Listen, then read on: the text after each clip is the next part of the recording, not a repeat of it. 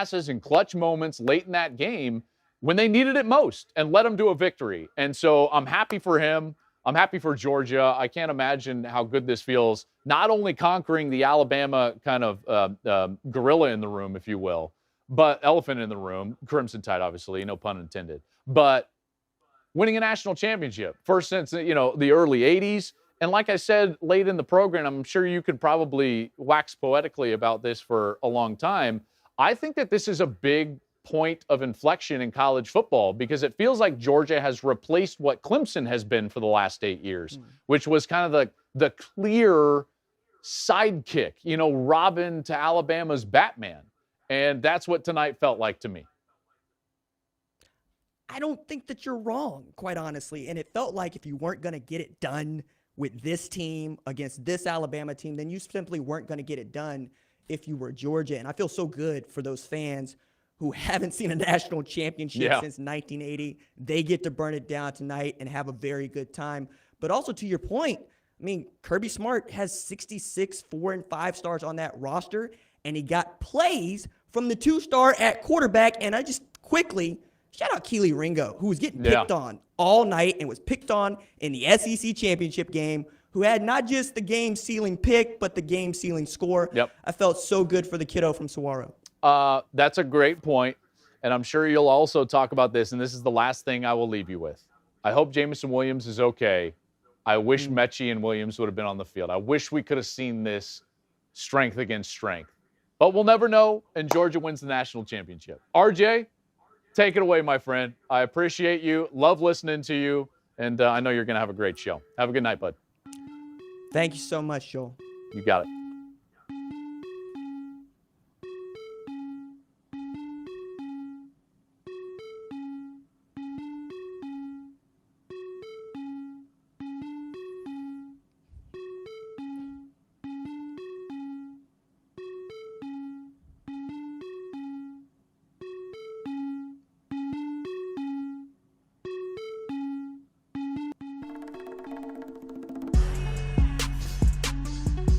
What's up, kinfolk? Welcome to the #1 ranked show with me, RJ Young. Today, we have to talk about, react to the college football playoff national championship game. Georgia wins 33-18 to break a 41-year drought. We're also going to talk a little bit about my way to early top 10. Those of you that watch the CFB on Fox live tailgate presented by FTX got to see Joel Klatt's top 10, way too early top 10. He's very high on that. We differ a little bit, but you'll be, I think, a little bit amazed about how much in sync we are.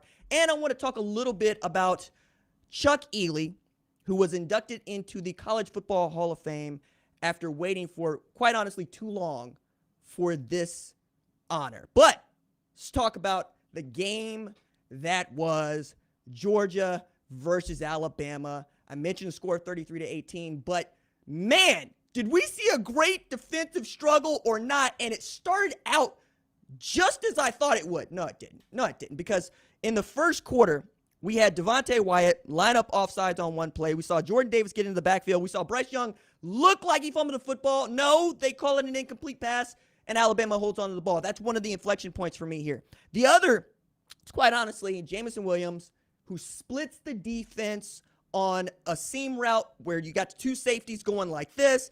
He catches the ball 40 yards downfield, tries to regain his balance, and lands awkwardly on his knee. We don't know exactly what happened. We just know that he was out for the rest of the game. And it's not just Alabama's #1 wide receiver.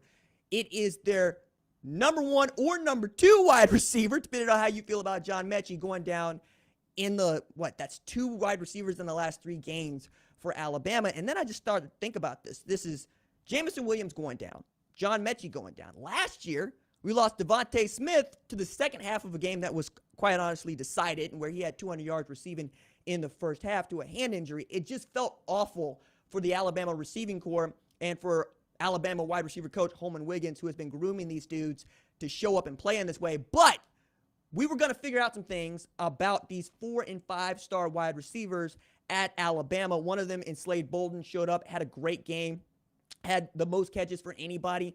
Bryce Young threw the ball 56 times in this game, but Ja'Cory Brooks just didn't have it like he had it against Cincinnati. Agiye Hall had opportunities to show out.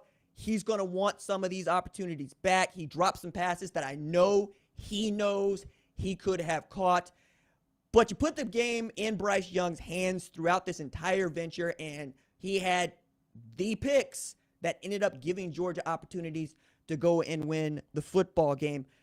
Defensively, I thought Georgia was elite, right? And one of the things that I had pointed to was the ability for that front seven to get into everybody's backfield, and that includes Alabama's, because quiet as it's kept, we looked at the scoreboard, we saw a 41-24 SEC championship game, we saw Bryce Young throw for 400-plus yards, we saw 3 TDs, we also saw no sacks.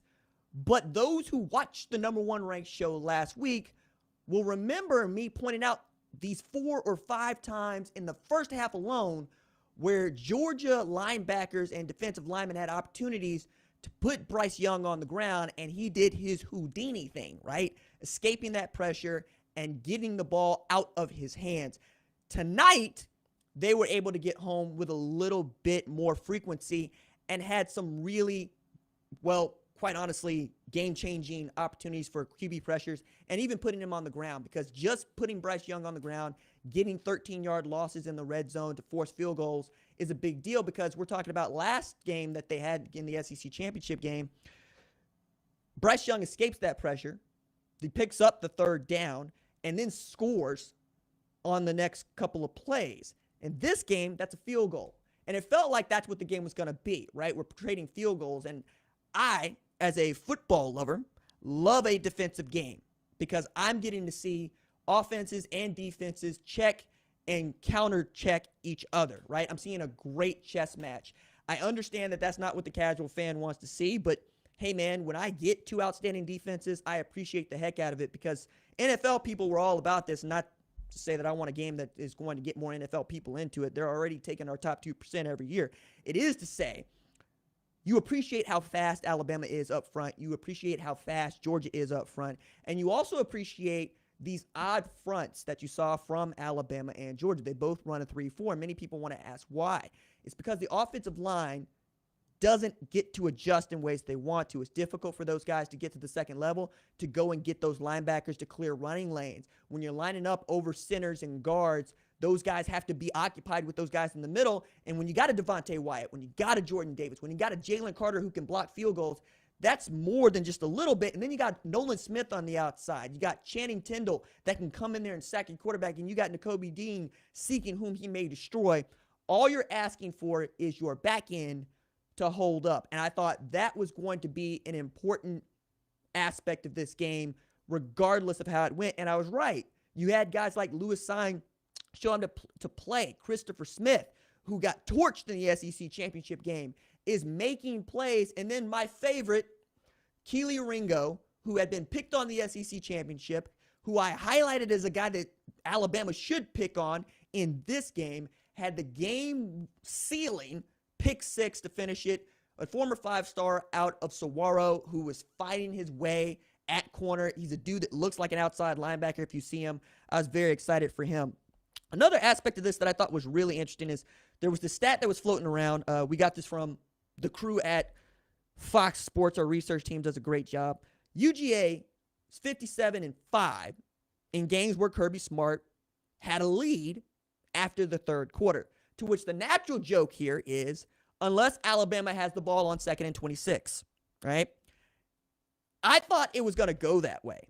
I thought, especially as Stetson Bennett fumbles the football again, that we were looking at perhaps a Tua situation. I was saying that if Kirby Smart has a 2 on the bench in the form of JT Daniels, in the form of Carson Beck, in the form of Brock Vandegrift, that's who he should go play with. And he said, no, RJ, I trust my quarterback. I don't care that he's a 2-star. I don't care that he walked on from Blackshear, Georgia. I don't care that he left Georgia to go play JUCO ball, win 10 games to prove he needs to be a scholarship quarterback at Georgia. I care that he's my guy. They went to go get Dwan Mathis. They went to go get JT Daniels. They went to go get Jamie Newman, anybody they could, to keep that dude from playing quarterback, and all he did was show up to be your starting quarterback the last 2 years and get you a W in winning time. Now, If Georgia had lost this game, I would be here talking to you right now about how Stetson Bennett lost this game for Georgia. Instead, I'm talking to you about how Stetson Bennett won this game for Georgia, because when it matters most, he found Brock Bowers on a 3rd and goal to go get 6. When it matters, he turns an offside into a 50-50 ball for Adonai Mitchell to go say, hey, look, go beat the junior college transfer in Kyrie Jackson. I think you can do this. I'm going to put it in the corner, and I'm going to say, hey, big fella, go get it. And that's what he did. He saw matchups that he could exploit. In the first half, he took advantage of one that I also alerted you, number one ranked show fan to, which is George Pickens lined up on JaQuincy McKinstry. It's a 5-star and a 5-star, but it's a junior in George Pickens on a true freshman in JaQuincy McKinstry, and Kool-Aid got stirred like George Pickens found an extra cup of sugar. 52 yards on that pass, and it was there for them all day long. This is also why Nick Saban and Kirby Smart, for that matter, recruit like they do. These injuries happen, right? We talked about John Mechie and Jameson Williams. We haven't mentioned Josh Jobe, right? Their number 1 corner out for the season. So you have to put a Kyrie Jackson or a JaQuincy McKinstry into the game at a time when you're not necessarily comfortable doing that. And this team is very, very young, which, leads me into our top 10 we'll talk about here in a little bit. But I'm also just enthusiastic about what Georgia has done and how they did it, right? Because if they'd have beat another team for the national championship, it'd have been great, and we'd celebrate it. But if you're Kirby Smart, if you're a Georgia Bulldog, you want Bama. You're holding the sign. You got it up. It says, we want Bama, because everybody would tell you, you didn't beat Nick Saban. You didn't beat Alabama. There's only been one assistant coach to beat Nick Saban as a head coach, and none of those dudes, Jimbo Fisher, have been on his Alabama staff. And Kirby Smart, who might be Nick Saban's best assistant coach ever, and quite frankly, his most loyal for the longest amount of time, felt like the guy that should do it. And he had an opportunity to do it 4 years ago. He had an opportunity to do it in 2020. He had an opportunity to do it in the SEC title game. No W's until tonight. And shout to him for the mindfulness of all of this, right? A lot of how football coaches go about their lives and how they recruit to their teams and how they talk about their programs is about language. It's about how they speak, not just to their players, but to us, right? When they're talking to members of the media. So when he's asked questions about, hey, do you feel any pressure to win a national championship? It's been 41 years. You were in the secondary as an all-SEC player the last time you felt like you had an opportunity as good as this one. And Kirby Smart said, look, that's not what I'm thinking about. It's just not how we work here. We're thinking about beating Alabama, right, with the next game. And to his credit, his kids tried to douse him with the Gatorade tub in the Orange Bowl for beating Michigan, and he would not allow it. No, sir. You do not get to celebrate winning a semifinal game. As the kids say, job's not done. And Georgia took that energy into this game, and it showed up and paid dividends in the second half. But I'm still impressed by all of the ways in which this went down. I mean, look, this could have gone bad. Christian Harris gets into your backfield, sacks you. It looked like an incomplete pass. It looked like, at the very least, fumbles out of bounds. And here comes Brian Branch just kind of scooping it up on his way out of bounds. I don't even think he knew that he recumbled the football in bounds. But the referees, there's a reason they're calling the national championship game, because they saw something everybody else did not. Everybody else looked at that and said, no, fumbled out of bounds, that's Georgia football. No, referee said, no, Alabama got that ball 1 foot in bounds. And they were right. And it felt like right then, right there, Nick Saban and Alabama were going to do what they were always going to do, right? No. Carson. Stetson Bennett shows up and says, I can still do this. I can still go get us a W. And that's exactly what he did. And then 54 seconds left, Keely Ringo seals it up. So I want to go back to this topic bar we had just a second ago. What does it mean for Georgia? It means you are one of the best teams in college football, if not the best team in college football going into next year. We'll talk about that a little bit. It also means that you ought to be here perennially, because we don't see this very often. The last time we saw something like this, it was Clemson, right? 2016 national championship game. Perhaps Georgia has taken over that spot, and it'll be interesting to see how this goes in the offseason, because obviously Dan Lanning, defensive coordinator at Georgia, is going to be the new head coach at Oregon. He's going to have a national championship for his time at Georgia. What does Kirby Smart do? Does he elevate Glenn Schumann to that spot? Does he try to go get another coordinator? Does he go back to calling the defense? These are things I want to know. It's also, what do you do at quarterback? I think you got talent there, but do you trust any of those guys the way that you trusted Stetson Bennett, right? There's lots of questions that they have to answer, and I think they're in a great position to answer them all. More interesting question for me, though, is what does this mean for Alabama? Because Nick Saban hates how we talk about his football program, right? And I get that. I get nobody really respecting your journey, respecting what he calls the process. I understand how it feels for success to be taken for granted, for winning to feel cheap. I got a couple of friends that are diehard Alabama fans, and the thing that we talk about the most is how Alabama fans don't really check in to the season until December, because they expect to be there. They expect to be in the SEC championship game. And it has made them a little bit complacent and a little too used to winning, in a way that Georgia fans ain't going to paint Indianapolis red tonight. They're going to be beside themselves, right? Because they know what this means. Now Nick Saban gets to tell us, and more importantly, his players, you're not that good. We're not that good. See? You can get your butt kicked. You can get your butt kicked by unranked Texas A&M with a backup quarterback, and you can get your butt kicked by the number one team now in college football in Georgia, a team that you beat by 17 points in the SEC title game if your mind isn't right. Jameson Williams goes out. Yes, that changes things for you. Not having John Mechie changes things for you. But you had a bunch of young cats that perhaps thought that they had done something because the 2020 team had done something. And that's one of these things I think every football coach that has had a successful season has to fight, right? He has to say, that's the 2020 team. Y'all haven't done diddly squat, right?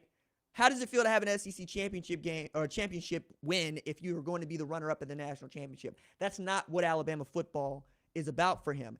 So he gets to say tomorrow, now we got to get back to work. Now y'all have something to chase. Now nothing is sure. And I really am looking forward to seeing how Alabama responds to that, because the last time they felt that, they got beat down 44-16 by Clemson. And they responded more or less in kind. Like, they had injuries in that 2018 or in that 2019 season, but it felt like they were going to get back to where they were doing. And they went undefeated in 2020, and they got back to the national championship game in 2021. There's no reason to believe they can't do it in 2022. I also am interested to see what this means for, the guys coming back on that team, because when Jameson Williams going out, we'll find out the extent of his injury, I'm sure, in the next 24, 36 hours about whether or not it's the worst, which could be a blown ACL or whatnot. But he is one of the best wide receivers available in this draft.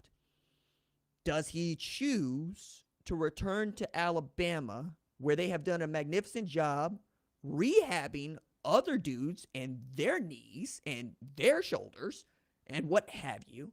Or does he choose to just go straight to the league? I'm going to be interested, because I think that's going to change the calculus for how we feel about Alabama, because Bryce Young and Jameson Williams have an argument for the best quarterback wide receiver duo in college football. Now, Ohio State fans are yelling at me about C.J. Stroud, Jackson Smith, and Jigba, and I'm saying you have an argument too.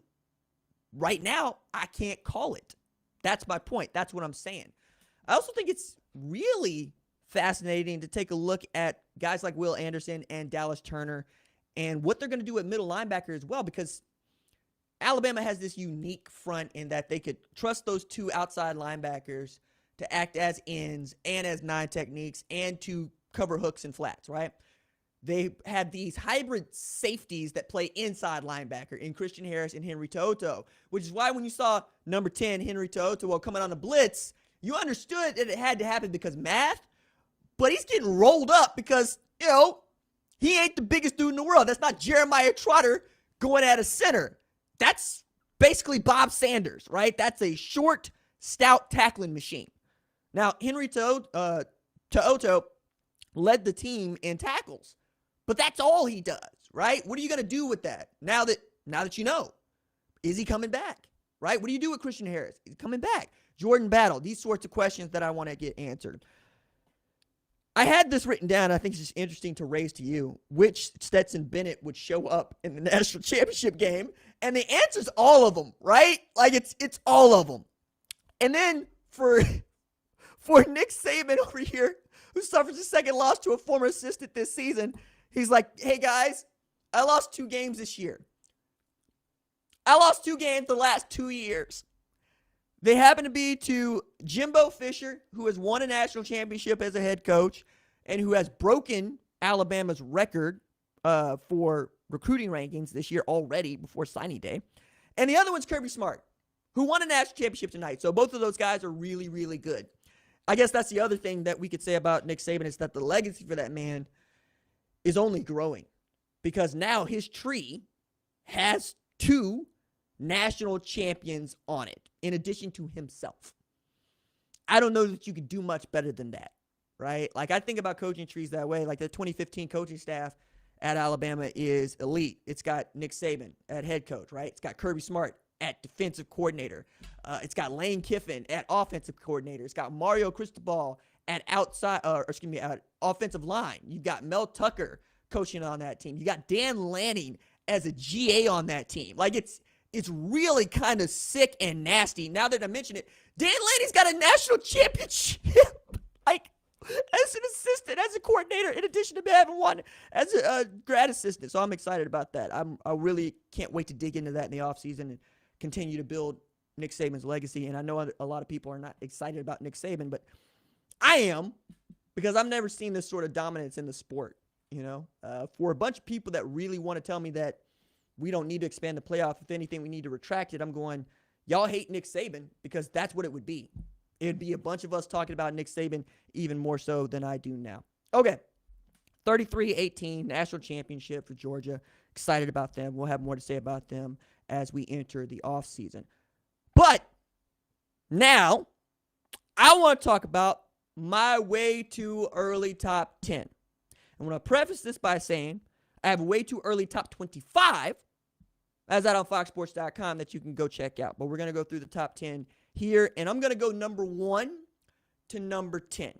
And if you watch Joel on the CFB on Fox Tailgate, you'll see there's a lot we have in common here, okay? So number 1, I got Alabama. I put a premium on returning starter quarterbacks. And if Jameson Williams does decide to return, as I mentioned, that's an argument for the best quarterback wide receiver duo in the sport. I also think Will Anderson is that dude, just like you. And I think he's going to be a front runner for every Defensive Player of the Year honor there is, and could have the kind of season that Chase Young had in 2019 at Ohio State. Speaking of Ohio State, you'll see at number 2, I got Ryan Day in Ohio State on the strength of that Rose Bowl win, but also on the strength of his hires here recently, right? He replaces his offensive line coach with UCLA's offensive line coach. I believe it's Justin Tinsley. I got to go check that out. But I know it's the UCLA offensive line coach. Then, before that, he hires former Oklahoma State defensive coordinator Jim Knowles to be his defensive coordinator. And that's the one that Buckeye fans are very excited about, because their defense was boo-boo to start the season. Kerry Combs accepts the demotion. Matt Barnes starts calling the plays. They got a little bit better against not-so-good teams, and then got run on by Michigan. That can't happen if you're an Ohio State fan. That has to change. And then you saw Jim Knowles and that Oklahoma State defense really were carrying Oklahoma State to the second-best season in their school's history, on top of being able to run the football, right? So that 4-2-5, I think, is going to work for them. I think they have athletes in place. They already added Tanner McAllister from Oklahoma State as a safety grad, as a transfer portal grab. And I think that if he gets them going, Ryan Day's offense is going to be Ryan Day's offense, because you understand C.J. Stroud is that dude, right? He broke records that were held by Justin Fields and Dwayne Haskins in his only season as a starter. He returns Jackson Smith and Jigba, who had 347 receiving yards in an outstanding Rose Bowl game against Utah. That is the all-time bowl record, and that dude was the number 3 wide receiver on Ohio State's depth chart last year, even if you believe that he was the more talented of the 3. That included Chris Olave and Garrett Wilson, who will likely be first-round draft picks in April, right? Add to that, Travion Henderson is 7.5 yards deep, and that guy is an absolute freak show. Hand him the football as often as you can. You're going to put up 40. It's about, can you stop people? Number 3, we talk about Texas A&M. If Max Johnson, LSU transfer, or Haynes King, who's coming back from injury, are good at quarterback, Texas A&M should be great. And that's a very big deal for A&M, because outside of Georgia winning the national championship, the program that has been starved for the longest amount of time and feels like they should have been there for the longest amount of time is Texas A&M. They feel like they should have won a national championship since 1939 and haven't. That means A&M has not won a national championship since before World War II. Add to this, they have not won a conference championship in this century. You got to go back to 1998 in the Big 12 for the last time that A&M won a league title of any kind in football. Now, you return dudes. Like, you lost Isaiah Spiller, fine. You got Aeneas Smith coming back. Put Aeneas Smith in the backfield if that's what you want to do. But also, you're adding an outstanding true freshman class with this signing class. Last year, I was yelling and screaming because Alabama set the record for the highest ranked recruiting class in rankings history. I mentioned A&M broke that record this year. They're studly. They're good. And remember, this is me talking. A&M fans and I got history. I'm telling you, you're one of the 3 best teams in college football in my way too early top 10. Number 4, I got Georgia. I don't know about quarterback, right? I'm still sort of skeptical about how you're going to replace that front 7, which was elite and uncanny. Jordan Davis is a monster, okay? Nakobe Dean is a monster. Channing Tindall's a monster. I'm also skeptical about what you're going to do at defensive coordinator. I think Dan Lanning had that job for a reason, as opposed to Glenn Schumann, who was also up for that job the last time they lost a coordinator. I believe that was Mel Tucker, who took the Colorado job at the time. I just have questions to answer, but I still think you're one of the 4 best teams in college football, and you're the reigning national champion. So if you have a problem with it, that's fine. I'll take that. Send all shade to @RJ_Young on the Twitters. Number 5, I got Michigan. Look, man, this is contingent upon Jim Harbaugh still being the head coach. If he's not the Raiders head coach or whomever's head coach in the NFL in the next few days. It's also contingent on J.J. McCarthy being your starting quarterback, Blake Corum and Donovan Edwards being your 2 bell cow backs in the backfield, the way Hassan Haskins and Blake Corum were for much of the year in 2021, and throwing Andrew Anthony to the ball in addition to Eric All, right? I have questions about how Mike McDonald is going to replace the dynamo that is Dax Hill at safety, but they can do it, right? They recruit well. They play great defense. It's a good staff. They remain intact, and you ought to feel good as the defending Big Ten champion going into next season. So those are my top 5 teams headed into 2022. Let's talk about 6 through 10, okay? At number 6, I got Sam Pittman and the Arkansas Razorbacks. Those of you who have been following me on this journey for a long time know that I have believed in Sam Pittman from the jump. I really loved the hire, and I loved how enthusiastic he was about being Arkansas's head coach. Going back to his introductory press conference, that man was tearing up because it meant so much to him that the folks at Fayetteville tapped him and accepted him. And he has done nothing but throw his heart and soul into the Hogs program, and it is paying dividends, okay? They go into the Outback Bowl, and they beat a really good Penn State team. They return KJ Jefferson at quarterback, and while they lose their number one wide receiver, they add Jaden Hazelwood, who was a 5-star, the number one wide receiver coming out in 2019, to their wide receiving core, coming from Oklahoma. Kendall Browse's offense goes fast. They want to score some points, but more importantly, Barry Odom's defense continues to, for the most part, keep people from scoring. I love the way they deploy their linebackers. They're getting guys back that I thought might be eligible for the NFL draft and should go. But I'm here, right? I'm here with Arkansas. It means that I have not one, not two, but 3 SEC West teams inside my top 6. So it's going to be stout. And I think Arkansas could finish as a top 10 team and still be the 3rd best team in all of the SEC West. Like, it's bonkers, but it's been done before, right? 2011 being that year, Alabama, Arkansas, LSU were all pretty doggone good. Number 7, I got Baylor. That is the defending Big 12 champ and the Sugar Bowl champ. Because, A, Dave Aranda has had a turnaround of turnarounds. 2020, they won 2 games. They were 2-7. 2021, 12-2. Big 12 champs. They beat Oklahoma, and they beat Oklahoma State in succession, and then beat Ole Miss, right? While also surrendering like 1 touchdown in the Sugar Bowl. And I think they did this without the better of the 2 quarterbacks starting the game. Because Jerry Bohannon couldn't go in the Big 12 championship, we got to see Blake Shapen show out. And had he been ready to go, I think he might have given them an even larger scoring margin, because I just think he's a better quarterback than Jerry Bohannon was, especially based on what we saw in the Big 12 championship game. And then Dave Aranda is keeping both of his coordinators, right? He's getting dudes back in Rob Roberts and in Jeff Grimes that I think were integral to the turnaround and who want to be in Waco. And they've been able to keep him in Waco, and they recruited well. They developed well. He's got a culture there that they can sustain. I expect them to be in the Big 12 championship game next year, if not defend, if not push for the college football playoff in 2022. And number 8, you'll see I got Notre Dame. I loved elevating Marcus Freeman to head coach. I loved even more Marcus Freeman being able to hold on to Tommy Rees. That means your 2 coordinators are intact. It means you have a nucleus of young, hungry coaches that are already recruiting the hell out of this sport for Notre Dame. You lose Kyle Hamilton, right? An All-American safety, a 1st-round draft pick. You replace him with Brandon Joseph, who's an All-American defensive back at Northwestern.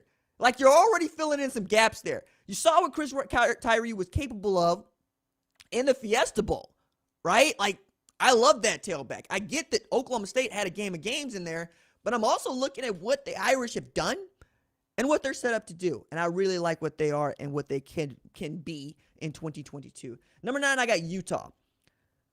I was big on Utah to start last year, and then they dipped and they came back up, right? And I feel outside of Salt Lake City, Utah just doesn't get the kind of recognition that they deserve to get. They're tough. They play hard-nosed defense. They love to be physical in the trenches. Kyle Whittingham has been able to work through quarterbacks, find a guy that works, find a guy like Tyler Huntley a few years back, starts the season with Charlie Brewer, ends with Cam Rising. Gets Tavion Thomas going, right? Finds guys. And he got punt returns out of a 34-year-old. Like, I'm still trying to get my head around how long my man has been playing football. I'm going to look him up here in a second.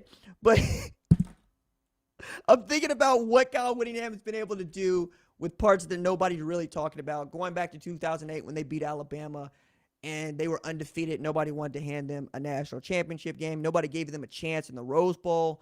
They were there. I think if he uses timeouts, they get more opportunities to try to stop C.J. Stroud and them, or get Noah Ruggles to at least kick a longer field goal, and perhaps they can win that football game. All right, number 10, Michigan State. For me, can you replace Kenneth Walker III? I think you can. They go into the transfer portal. They bring out Jalen Berger, who I thought was going to be the starter at Wisconsin this year. Now, I was wrong about that. Chez Malusi shows up, and then later, Braylon Allen. Good God, man. Like, you're going to hear for I don't know, ever, that dude's a teenager because he squats 600 pounds and nobody can tackle him. Like, he's a Wisconsin tailback. Like, when you think about a Wisconsin tailback and you think about how they want to play offense, that's the kind of guy I think that is going to take over your brain. Jalen Berger goes to Michigan State where they want to run the football, where they want to feature tailback. And I think that if Peyton Thorne ends up being that dude, they're going to be okay. Scotty Hazelton, I still think, is a great defensive coordinator. Wasn't great last year. Certainly his secondary could be better, but I trust him and Mel Tucker to figure those things out. All right, for the rest of my top 25, head over to foxsports.com where you can read what those teams are and why I put them where I put them.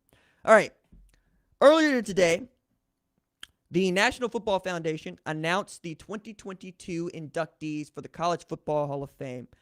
And while I was really excited to see former Oklahoma safety Roy Williams inducted, I was even more elated to see Chuck Ealy inducted into the College Football Hall of Fame. Chuck Ealy is a former quarterback at Toledo. He was 35-0 as a starter at Toledo from 1969 to 1971. He also was undefeated as a quarterback in high school. He's 65-0 by the time he took his first professional snap. The reason that he had not been inducted to the College Football Hall of Fame before now is he was not voted a first-team All-American by first-team All-American selectors, and that was a prerequisite for consideration. Most people who looked at Chuck Ealy's career, the trailblazing he did as a black quarterback at Toledo, and putting together the only 35-0 winning record as a starting quarterback, felt like enough. And last year, February, Black History Month, I wrote a series of stories, and one of them was about Chuck Ealy and just what he accomplished in the sport and what he's accomplished in life, quite honestly, right? This is a man who was passed over to play quarterback in the NFL and goes to the CFL to play quarterback, puts together an outstanding career, and it became an outstanding businessman in Canada. I got to speak with him earlier this summer as I was researching my book about the Tulsa Race Massacre and just visit with him for a little while. And he was the first guy that I thought to reach out to when I saw this list. And I can't tell you what it meant for me to know that I get to see himself go in next year, that man is going to get his flowers, because I believe that's what College Football Hall of Fames are for. It's for guys like Chuck Ealy. Guys like Bob Stoops are going to get in, and we celebrate them, right? But guys like Chuck Ealy are why I love the sport, and quite honestly, why I'm sitting in this chair.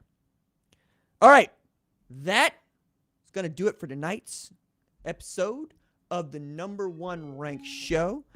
We're going to go do, I think, one more show before we take a week off, and then we'll go back to once a week, and we'll update you guys on what the schedule looks like. But again, I've had an outstanding time this season. I really love doing the show, and I really love talking with you. Let us know what you think about the show at wherever you listen to the podcast, in the YouTube comments, Facebook, Twitter. We're taking in all the feedback. Shout out to Tyler Wojak, who helped me all night tonight put together this show. Our producer, Catherine Donnelly, who has been my number one since last summer, and has helped me grow as I host this show. And we've learned so much from each other. I really love this team, and I really love what I do. All right, that's it for me. Doses.